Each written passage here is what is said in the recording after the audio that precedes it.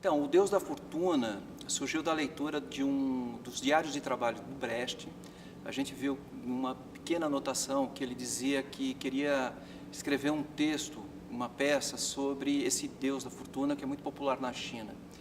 E ele não escreveu essa peça, na verdade ele escreveu uma outra parábola chinesa que é a Alma Boa de Setsuan.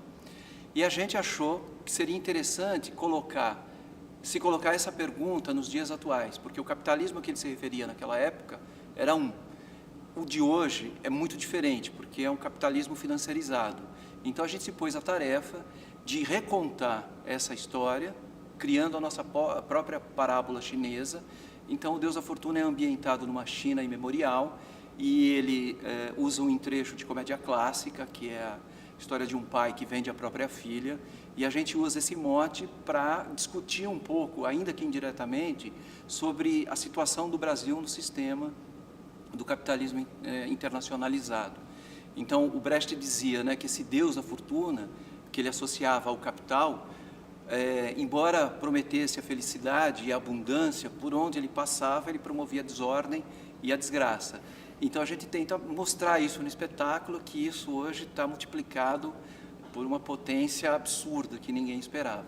O espetáculo tenta tratar desse tema muito abstrato, que é o capitalismo financiarizado, mas de uma forma bastante lúdica. Então a gente trabalha com o procedimento da comédia clássica.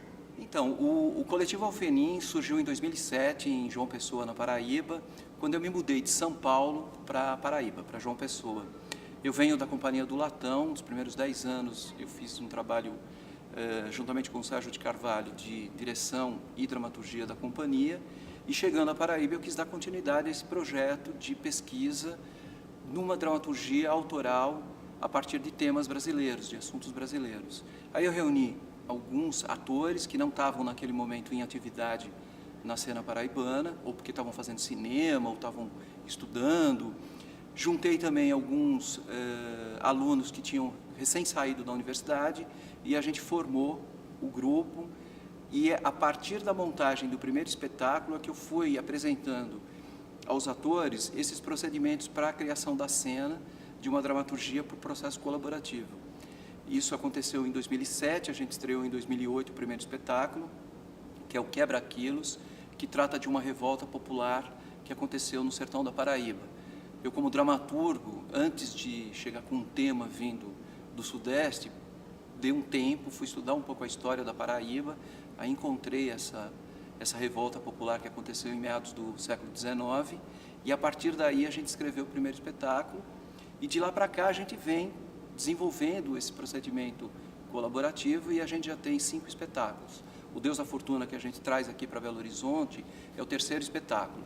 Além deles, a gente tem um outro espetáculo que trata do milagre brasileiro, sobretudo sobre o momento da decretação do AI-5, e o tema central é o desaparecido político. A gente tem um espetáculo recente que estreou no ano passado, que é um solo, que trata do mal de Alzheimer, que é uma relação de proximidade da plateia, um teatro íntimo. E a gente tem uma experiência de rua, que se chama Histórias de 100 Réis, que é uma estrutura em que a gente coloca uma placa na rua, escrito: compra sua história, pago à vista, até R$5. E a gente põe uma câmera e colhe depoimentos das pessoas na rua.